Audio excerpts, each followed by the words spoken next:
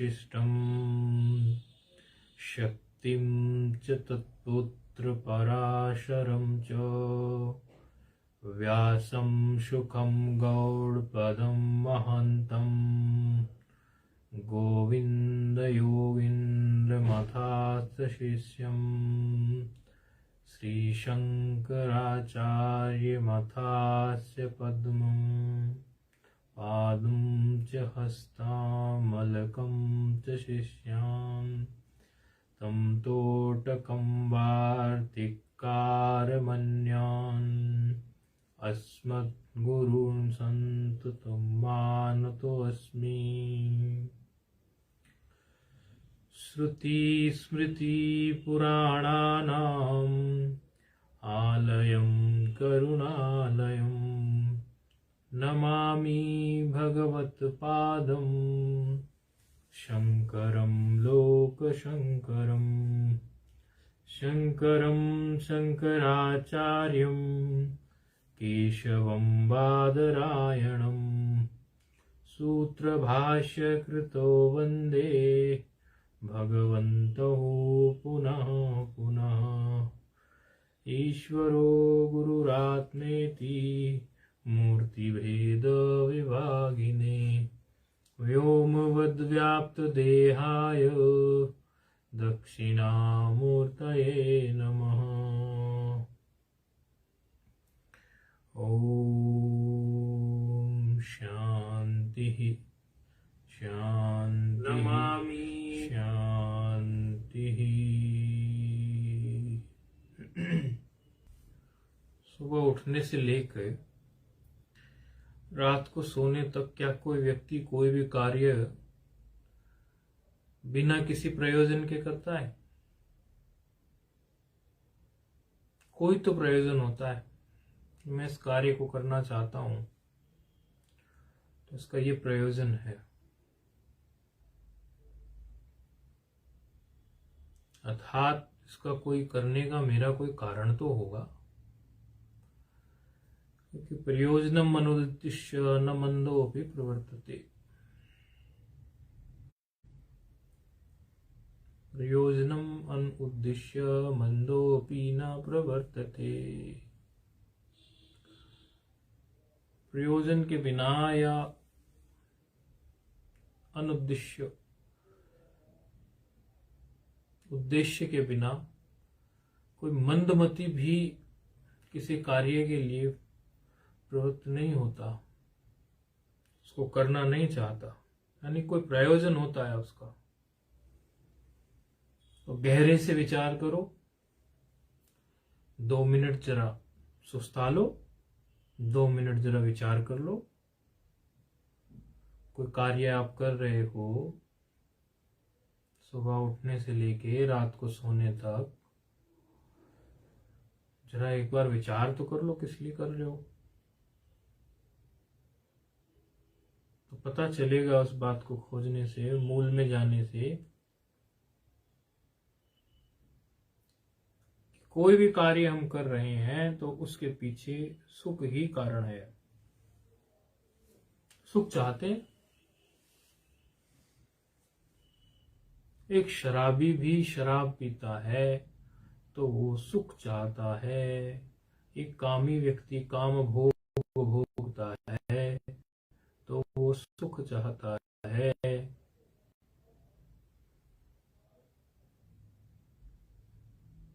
आप सुन रहे हैं अभी तो श्रवण का सुख चाहते हैं, हम सुना रहे हैं अभी तो सुनाने का सुख चाहते हैं।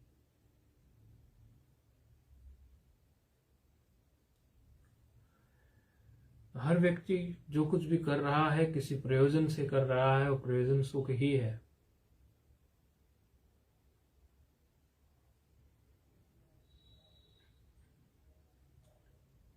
उसकी कई भूमिकाएं हैं। फिर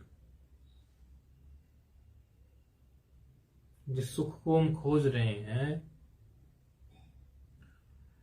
वो सुख हम, कोई भी व्यक्ति, एक सामान्य व्यक्ति भी, आप देखिए एक सामान्य व्यक्ति जब सुख की तलाश करता है, समझो जिसको समाज में अति तिरस्कृत दृष्टि से देखा जाता है, अति नीच दृष्टि से, हेय दृष्टि से देखा जाता है,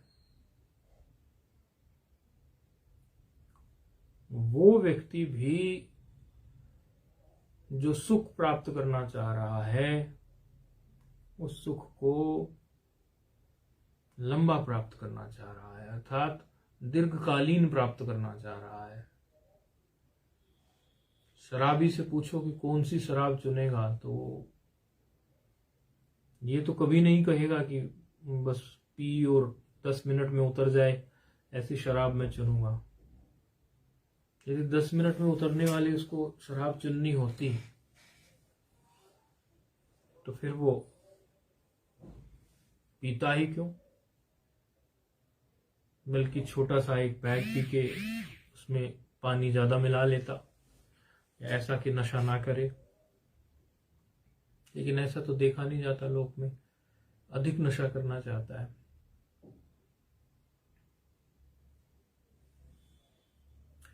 आजकल तो कामी व्यक्तियों के लिए भी कंपनियां उनको लुभाने के लिए आपके काम विकार को आप और देर तक भोगें, इस प्रकार की दवाइयां निकाल देती है। साइकोलॉजी क्या है, मनोविज्ञान क्या है? मनोविज्ञान वही का वही है कि हर व्यक्ति सुख को देर तक चाहता है।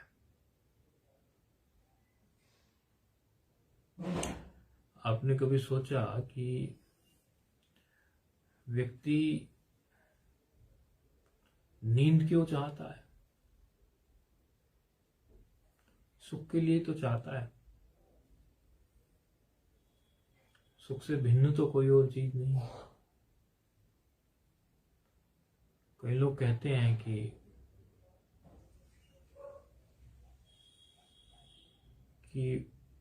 मृत्यु में भी भान नहीं है और नींद में भी भान नहीं है। कुछ समाधि की सुसुप्ति की तुलना कर देते हैं, लेकिन एक बात से चूक जाते हैं कि भाई मृत्यु में सुख प्राप्त नहीं होता, इसलिए कोई भी व्यक्ति मृत्यु नहीं चाहता है। मृत्यु में सुख प्राप्त नहीं होता है, इसलिए मृत्यु कोई भी नहीं चाहता है। नींद में सुख प्राप्त होता है, इसलिए नींद चाहता है।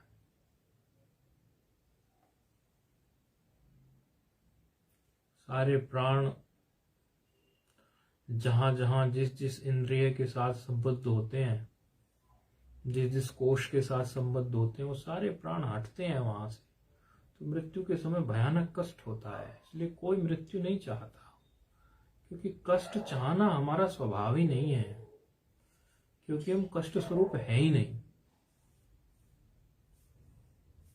हम सुख स्वरूप ही है, आनंद स्वरूप है हम। इसलिए हम वही चीज चाहते हैं जो हम हैं। लेकिन प्राय आप लोगों ने देखा होगा कि जब आप किसी भी चीज को चाहते हैं खूब, वो चीज आपको प्राप्त हो जाती है, तो पहले क्षण जो सुख होता है, क्या वो अगले क्षण भी वही सुख होता है? आप कहेंगे नहीं जी, ऐसा तो नहीं होता। तारतम्यता होती है, सापेक्षता होती है, अर्थात ऊपर नीचे होता है। जब तक नहीं प्राप्त था तब तक तो उसके लिए मर ही रहे थे। जिसका विवाह नहीं हुआ वो विवाह के लिए सोचता ही रहता है दिन रात। और मंगनी नहीं हुई और फिर मंगनी होती है, फिर मंगनी के बाद शादी होती है, तो फिर जब शादी हो ही जाती है तो सारे क्रेज खत्म हो गया।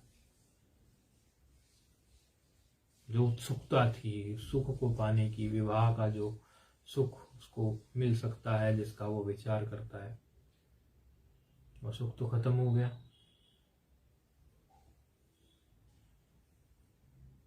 तो जिस क्षण जो चीज प्राप्त होती है उस क्षण थोड़ी खुशी होती है, लेकिन कुछ क्षणों के बाद वो तो पता ही नहीं चलती। मकान नहीं, जिसके पास मकान का भाव है उसको मकान प्राप्त हो जाए तो कितने दिन उसको मकान का सुख प्राप्त होगा, फिर वो उसके लिए आम बात ही हो जाती है। नौकरी जिसकी नहीं लगी है, उसकी नौकरी को वो जब तक नहीं मिली उसको लगता है नौकरी मिलते ही मैं अपार सुख में चला जाऊंगा, लेकिन जब मिल गई, जो नौकरी कर रहे हैं उनसे पूछ लो यदि, तो तुम्हें मिलेगी तो तुम्हें पता चल जाएगा कि वो सुख कितने दिन टिकेगा। कोई और सुख चाहोगे, फिर कोई और सुख, फिर कोई और सुख। सुख को जब तक तुम बाहर फेंकते रहोगे, बाहर अध्यारोप करते रहोगे, उस सुख को जब तक तुम ये सोचते रहोगे ये बाहर से प्राप्त होता है, तब तक ये भूल जीवन भर चलेगी, जन्मों जन्मों तक चलेगी, वो चलती आ रही है। ऐसा थोड़ी ना है कि अभी चल रही है भूल, क्या ऐसा है? ये तो जन्मों जन्मों से भूल चलती आ रही है कि सुख को बाहर फेंक दिया और सोचते रहते हैं कि ये सुख बाहर से ही प्राप्त होगा।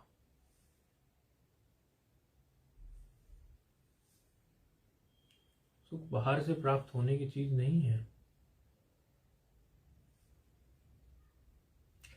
अमृत कोई पीना चाहता है तो क्या चाहता है?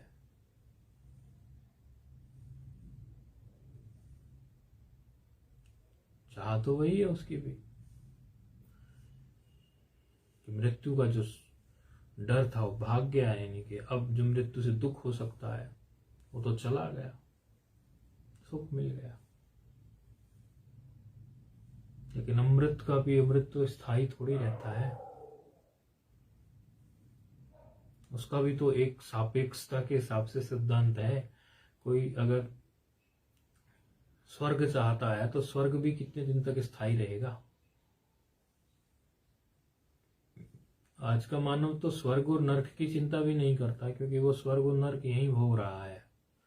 उसको अन्य कहीं स्वर्ग और नरक की कोई प्रतीति क्या होगी, वो तो स्वर्ग और नरक यहीं भोग रहा है। उसने अपने सुख को थोड़ा ज्यादा हो जाता है वो उसी को स्वर्ग समझ लेता है, और थोड़ा कष्ट में आ जाता है तो नरक समझ लेता है।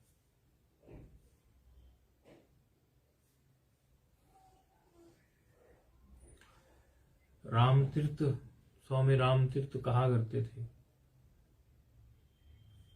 कि भाई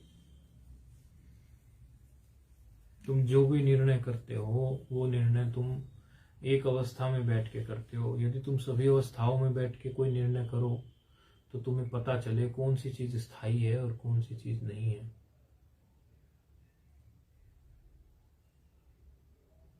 केवल जागृत अवस्था को विचार करके जब तुम सुख और दुख का निर्णय निकालते हो तो तुम्हारा सुख दुख, भोग, अस्तित्व, जीव, ईश्वर, बंधन, मोक्ष, वो सब बस एक देशीय होता है।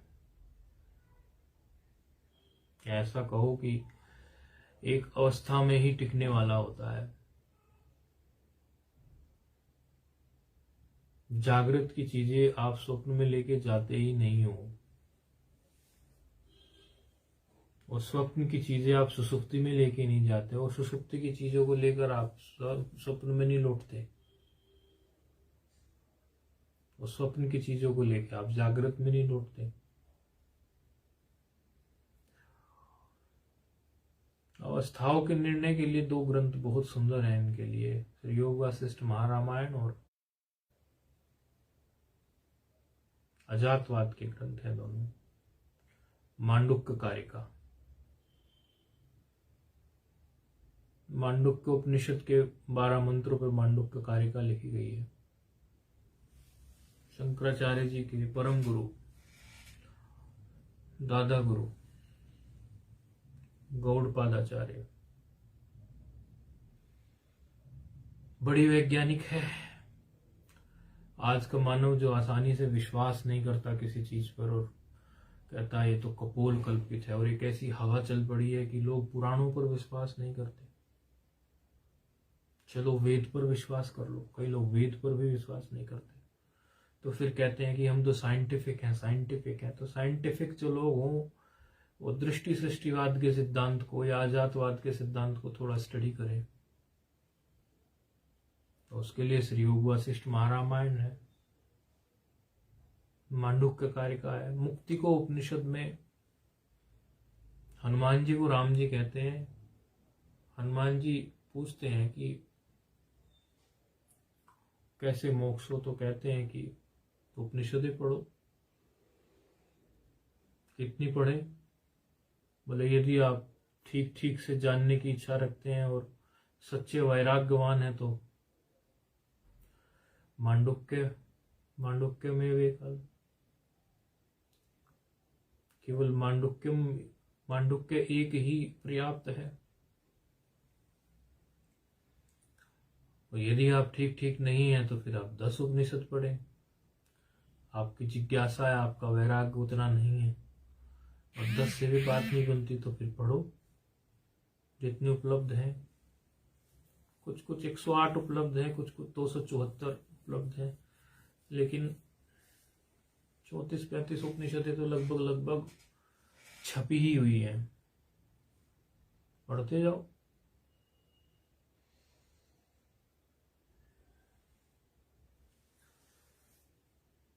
वो मांडुक्य के लिए जब उन्होंने कहा तो ये तो विचारणीय बात है कि एक ही उपनिषद में सारी बात आ जाएगी, ऐसा क्या है?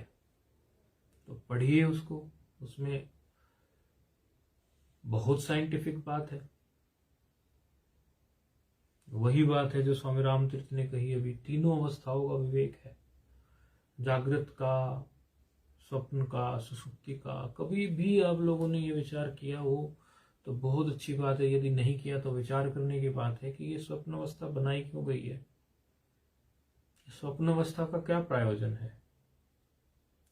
इस सृष्टि में कुछ भी बिना प्रयोजन के तो बना नहीं है। ये जो स्वप्न अवस्था है इसका प्रयोजन क्या है? न तो स्वप्न अवस्था से हमें कोई खास सुख प्राप्त होता, सीधे सुषुप्ति अवस्था बना देते, गाढ़ी नींद जिसको बोलते हैं, या जागृत अवस्था। 2 अवस्थाओं से हमारा काम चल जाता है। जागृत के हम कार्य कर लेते हैं और फिर हमें आराम की आवश्यकता होती है शरीर को, कोशिकाओं को, तो उसके लिए सीधे सीधे डायरेक्ट गाढ़ी नींद में भेज देते। ये बीच में स्वप्न की अवस्था क्यों रख दी? विचार कीजिए आप।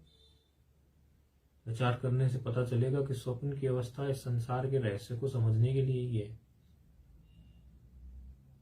स्वप्न में जैसे आप सारे जाल बुन लेते हो स्वयं से, आप स्वयं ही तो घोड़ा बन जाते हो, आप स्वयं ही गाड़ी बन जाते हो, चेतन होके भी जड़ भी बन जाते हो और चेतन होके चेतन भी बन जाते हो, कॉन्शियस होके अनकॉन्शियस, सब कॉन्शियस, सेमी कॉन्शियस, कितने सारे शब्द अंग्रेजों ने खोज लिए।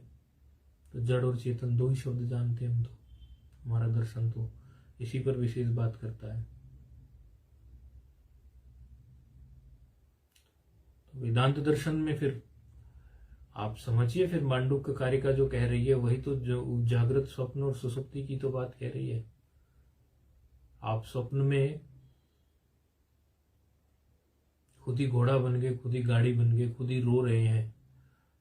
स्वप्न आपसे भिन्न तो है नहीं, कोई और तो स्वप्न को बनाया नहीं। किसी ने प्रश्न किया कि आप कभी अपने बाप के भी बाप हुए हैं? आपने अपने बाप को कभी पैदा किया है? आपने कभी अपनी माँ को पैदा किया है? तो जागृत का विचार करके कहेंगे तो बड़ी उल्टी बात लगेगी कि बाप का कोई बाप होता है? स्वयं जो जिसका बाप है उसका वही वो वापस बाप हो सकता है, या अपनी माँ को कोई पैदा कर सकता है? लेकिन यदि आप स्वप्न का विचार करो तो देखो बात लॉजिकल है कि नहीं है। स्वप्न में आप ही तो एक बाप पैदा कर देते हैं। जिसको स्वप्न में आप बाप देख रहे हैं वो आपसे भिन्न तो किसी और ने पैदा नहीं किया है। स्वप्न की अवस्था में आपने पैदा किया है। आप जिसको माँ कह रहे हैं स्वप्न में, वो आपसे भिन्न तो किसी ने पैदा नहीं की। आप ही में सृष्टि हो रही है, आप ही में लय हो जाती है। जब स्वप्न टूटता है तो लय हो गया कि नहीं? आप में कहाँ गया? और वो आप ही से तो सृष्टि उत्पन्न हुई, स्वप्न में आप ही में तो लय हो गई। तो बताओ फिर किस चीज को मैं सत्य मानूं?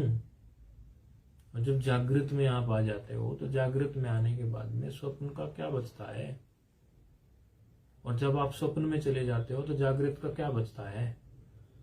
और जब आप जागृत और स्वप्न को छोड़कर सुषुप्ति में चले जाते हो तो दोनों ही नहीं बचती है। स्वामी रामतीर्थ ही तो बात बोले कि तीनों अवस्थाओं में विवेक करोगे तभी तो सम्यक विवेक होगा। तीनों अवस्थाओं का विवेक बड़ा सुंदर दिया हुआ है मांडुक्य कारिका में। एक तरफ जागृत को विश्व और स्वप्न को तेजस और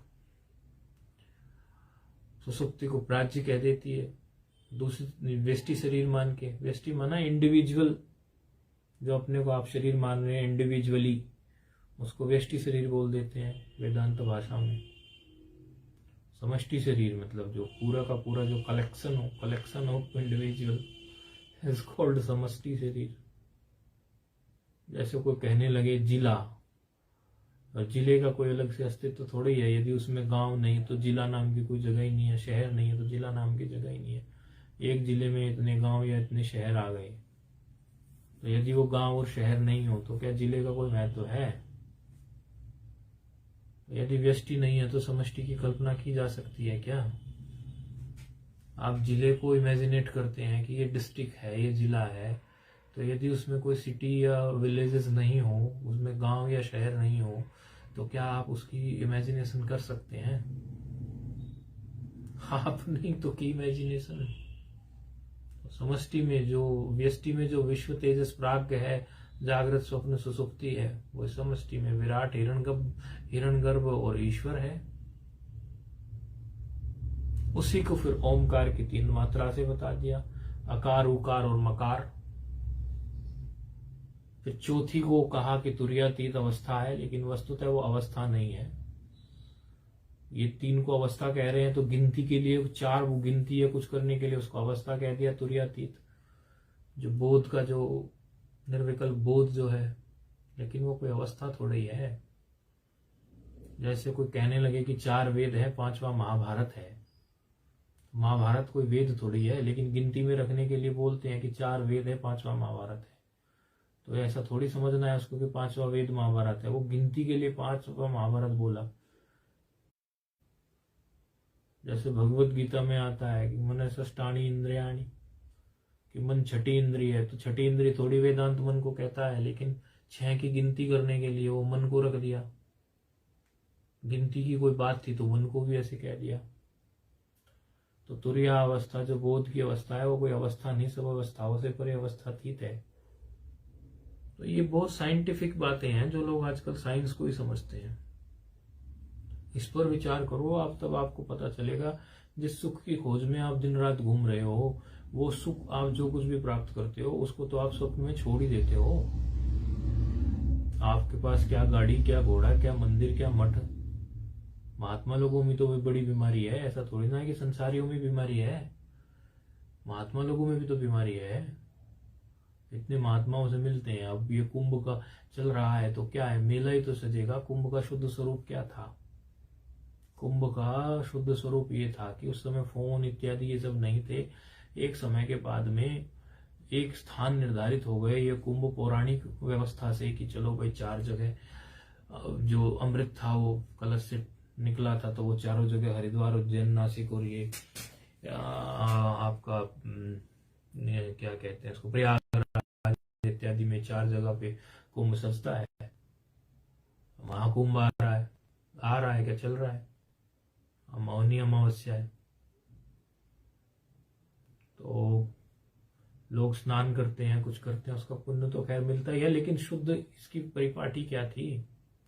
शुद्ध परिपाटी इसकी ये थी कि सारे विचारक एक जगह आकर इकट्ठे हो जाते थे। फिर वो विचारक जो थे, अपना अपना विचारक कौन, महात्मा जन और कौन, कोई गुफाओं में, कोई कहीं, सब जगह से आते थे। विचारों का आदान प्रदान होता था, एक सम्यक शास्त्र दोहन होता था। तीर्थ स्थान में आते थे, वहां की आभा बढ़ती थी। गंगा जी भी प्रसन्न होती थी। साधु संतों के चरण गंगा जी में पड़ते हैं तो गंगा माता भी प्रसन्न होती है, क्योंकि अपने पाप धोने तो सब आते हैं, तो महात्मा तो गंगा जी के ही पाप धोते हैं। शास्त्र प्रमाणित बात है, कोई कपोल कल्पित नहीं कह रहे हैं। ये था कुंभ का शुद्ध स्वरूप। लेकिन अभी क्या होता है, कुंभ में मेला सजता है, सब अपना बिजनेस करने के मूड में रहते हैं। महात्मा लोगों को अभी कष्ट हो जाएगा हमारी इस बात से, ठीक है कष्ट हो जाएगा, लेकिन जरा इस बात पर भी तो विचार कर लो कि क्या कुंभ के आप उसी शुद्ध स्वरूप को, उस परंपरा को मान रहे, और जो उस शुद्ध परंपरा को लेकर चल रहे हैं उनको तो साधुवाद है, धन्यवाद है, बार बार प्रणाम है। नहीं तो भोंपू बजे, देवियों सज्जनों, देवियों सज्जनों, 4 लोग नहीं बैठे होते पंडाल में। तो ये भी तो एक अलग ही प्रकार की माया है। इससे भी तो सुख ही खोज रहे हैं ना महात्मा लोग भी। गृहस्थियों को तो महाकल्याण है, वो आते हैं महात्मा में श्रद्धा करते हैं, दान दक्षिणा रख के जाते हैं, स्नान करते हैं। ग्रस्त तो लोग जो आते हैं संसारी, वो तो महा फायदे में है, लेकिन महात्मा लोग महाघाटे में चले जाते हैं, क्योंकि उन्होंने तो कल्याण करने का ठेका उठा लिया ना, हम तो सबका कल्याण करेंगे, तो स्वयं का तो होगा नहीं, फिर सबका ही कल्याण होगा औरों का ही, तो ये चलेगा ही मेला। मेले की तो महामहिमा है, आना ही चाहिए, सबको स्नान करना चाहिए अपनी सावधानी से, जो भी गाइडलाइन सरकार बताए उस हिसाब से। लेकिन ये तो देखो आपकी सुख तो वो भी खोजना चाह रहे हैं, लेकिन कौन सा सुख? जागृत का। फिर उसको छोड़ देते हो। मेले में भी तो रात को सो जाते हो, क्या 24 घंटे जगते हो? और 24 घंटे यदि जगे तो 48 घंटे में सो जाते हो, कभी तो सोते हो। तो स्वप्न में तो ना आपका वो पांडाल बचता, ना आपकी गंगा जी दिखती। स्वप्न में कुछ ऐसी आपकी अलग ही पांडाल, अलग ही गंगा जी होती है स्वप्न की, तो जागृत वाली तो नहीं होती। और स्वप्न में जो आपने सोचा कि इतने सारे मेहनतों से मिले, दक्षिणा ले ली, दक्षिणा दे दी, ये हो गया, महामंडलेश्वर बन गए, अब तो इतने का रेट निकल गया, महामंडलेश्वर बन गए, इतना बड़ा भंडारा कर दिया, समष्टि भंडारा कर दिया। तो भाई महात्मा जनों, ये भी तो जागृत अवस्था को छोड़ना ही पड़ता है स्वप्न में जाने के लिए, और स्वप्न को छूट कर तो सुसुप्ति में जाते हैं। तो विवेक करने की बात है, आप सब तो विवेकी होंगे, अब करते होंगे चिंतन। अब कई पांडालों में होता भी है चिंतन, बहुत अच्छा चिंतन चलता है, मांडुक्य पर ही चिंतन चलता है बल्कि। लेकिन जो चिंतन करे उनको धन्यवाद, जो ना करे वो करे तो बहुत अच्छी बात है। सुख कहाँ स्थायी है? सुख तो कहीं भी स्थायी नहीं है, वो सब जानते हैं इस बात को। ऐसा थोड़ी ना, इतने बड़े बड़े महात्मा इतने बड़े बड़े प्रवचन देते हैं दिन रात, क्या नहीं जानते? लेकिन माया बड़ी गजब की है। सब जानते हैं इस बात को कि सुख जो है वो केवल और केवल परम सुख जो है, परम आनंद जो है, वो अमृत जो है, वो केवल ज्ञान से प्राप्त हो सकता है, दूसरा कोई रास्ता नहीं है। ज्ञान क्या? जानना, जानने को तो कहते हैं ज्ञान, और क्या है? ये जानने की तो बात हो रही है, जागृत को, स्वप्न को, सुसुप्ति के, कुछ और बात तो हो नहीं रही है। बिना जाने तो नहीं हो सकती ना, बिना ज्ञान के थोड़ी हो सकती है। श्रुति जो है, उपनिषद जो है, ये उद्घोष करती हैं, घोषणा करती हैं, डंका पीटती हैं, ढोल बजाती हैं। श्वेताश्वतर उपनिषद में स्पष्ट कहा, तमेव विदित्वा अति मृत्युमेति नान्य पंथा विद्यते अनाय।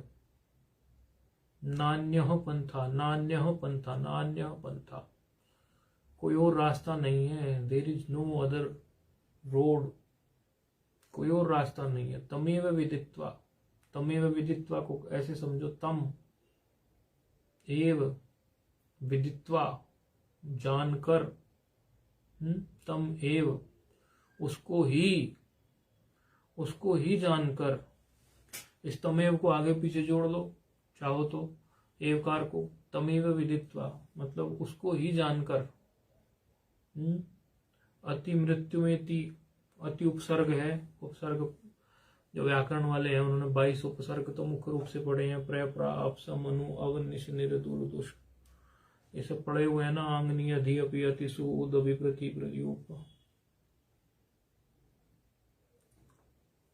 22 उपसर्ग मुख्य हैं, उनमें ये एक अति उपसर्ग है। तो अति उपसर्ग आया, तमेव विदित्वा अति मृत्युमेति।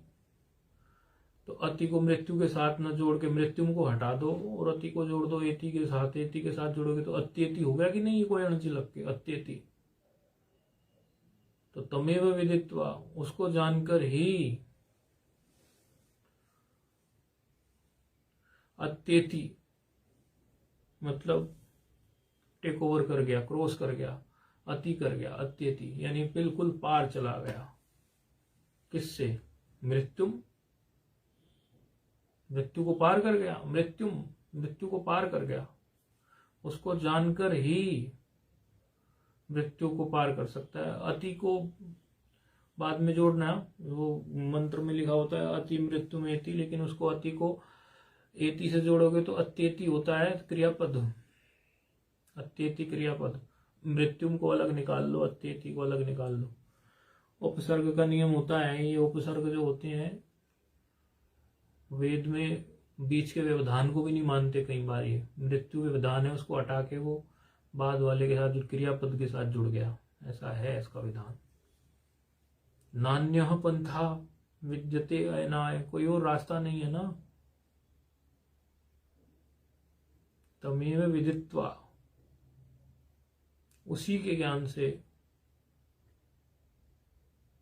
तमेव विदित्वा ऐसे कहो, यानी कि उसी के ज्ञान से।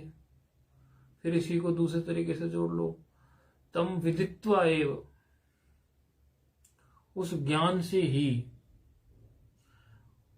उसी को जान के या उसी के ज्ञान से, और केवल उस ज्ञान से ही, तम विदित्वा एव मतलब उस ज्ञान से ही, अत्येति मृत्यु को बिल्कुल बाईपास कर जाता है। नान्य पंथा, अर्थात परम सुख को प्राप्त कर लेता है। मृत्यु को बाईपास करना मतलब दूसरा तो कोई रास्ता ही नहीं है। ये तो है रास्ता, स्पष्ट बोल दिया। यही वेदांत का डिमिडिम है, यही वेदांत का घोष है। श्वेताश्वतर उपनिषद का है ये, श्वेताश्वतर उपनिषद का। तमेव विदित्वा अतिमृत्युमेति नान्य पंथा विद्यते अयनाय। जो पुराने लोग हैं उनको तो रटवाया हुआ है ये कि नान्यः पंथा, नान्यः पंथा, नान्यः पंथा, रटो इसको। कोई और रास्ता नहीं है, ज्ञान के बिना कोई और रास्ता नहीं है। अर्थात सुख को यदि परमानेंट चाहते हो तो उसके अलावा कोई और रास्ता नहीं है। जानने के अलावा कोई और रास्ता नहीं है। स्वामी रामतीर्थ कहते थे गुफा में अंधकार था। कई लोग कहते थे अरे इसमें भूत है, प्रेत है, था वास्तव में उसमें अंधकार। लोग डरते थे। उन्होंने कहा भाई इसके सामने आप अनुष्ठान करो, जप करो, ध्यान करो, उससे कुछ नहीं होगा। इसके अंधकार को मिटाओ, इसके सामने कोई मसाल जलाओ, कुछ रोशनी करो।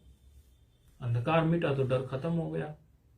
नहीं तो लोग डरते थे अंधकार में जाने से, कहते थे इसमें भूत प्रेत है, था केवल अंधकार। तो ज्ञान से ही तो, रोशनी से ही तो आपको ये सब अंधकार मिट सकता है ना। जिस चीज में सुख खोज रहे हैं वो चीज तो सुख दे ही नहीं पाती है, बड़ा छोटा मोटा सुख देती है।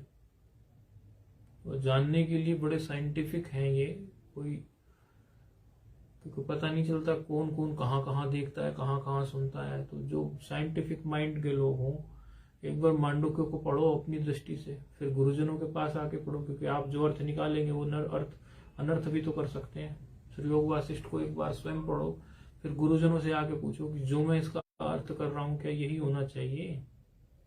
आपको फिर पता चलेगा कि जागृत का, स्वप्न का, सुसुप्ति का विवेक किए बिना तो बात नहीं बनती।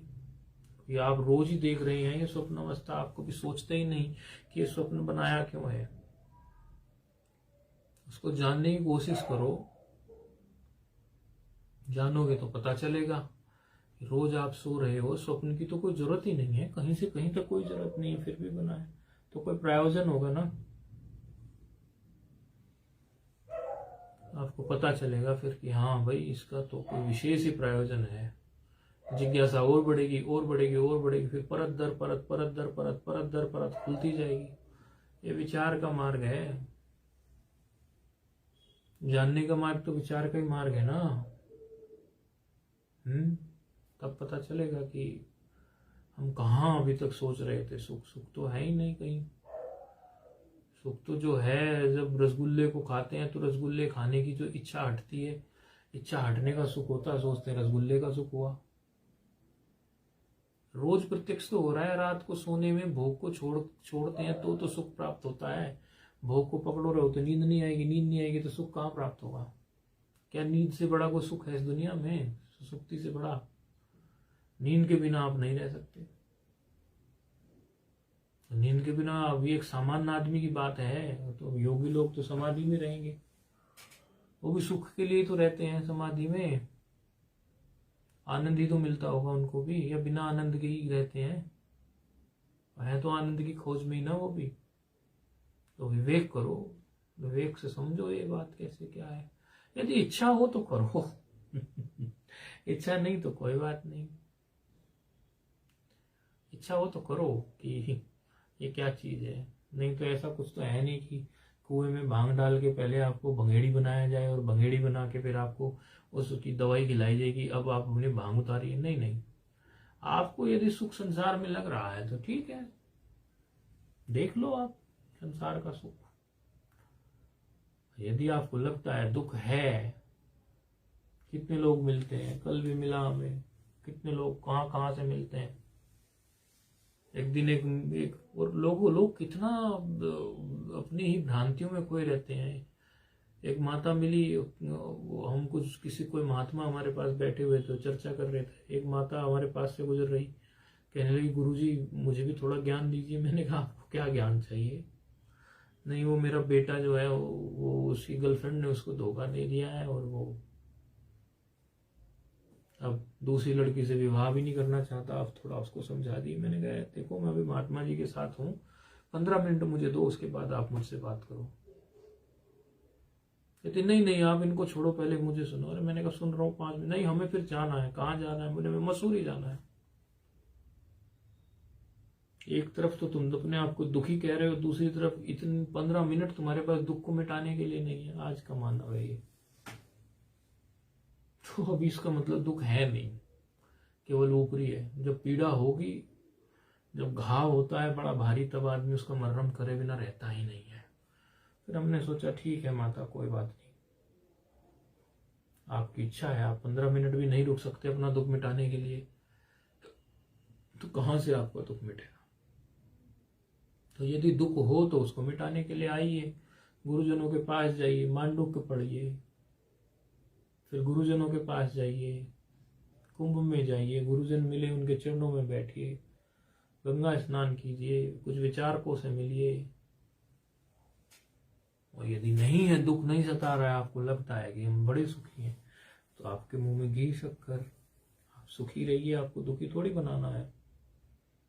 लेकिन यदि मौका मिले तो विचार करिए कि जो आप सुख कह रहे हो वो टिकता कितनी देर है, और उस सुख को भी आप छोड़ते हो। रोज 24 घंटे में रोज 6 घंटे के लिए, 5 घंटे के लिए एवरेज अगर आप सोते हो तो सारे सुख छोड़ के ही सोते हो। यानी जिन सुखों को आपने इतनी मेहनत करके इकट्ठा किया, उन सुखों को आप एक झटके में छोड़ देते हो नींद के लिए। इसका मतलब वो उन सुखों से भी बेहतर सुख है कि नहीं है? करिए आप विवेक, बस इतना ही सुन लो, ज्यादा में क्या सुनोगे, इतने का ही विवेक कर लो आप। ओम सहना भवतु सहनौ भुनक्तु सह वीर्यं करवावहै तेजस्विनावधीतमस्तु मा विद्विषावहै। ओम शांति शांति शांति। ओम पूर्णमदः पूर्णमिदं पूर्णात् पूर्णमुदच्यते पूर्णस्य पूर्णमादाय पूर्णमेवावशिष्यते। ओम शांति शांति शांति।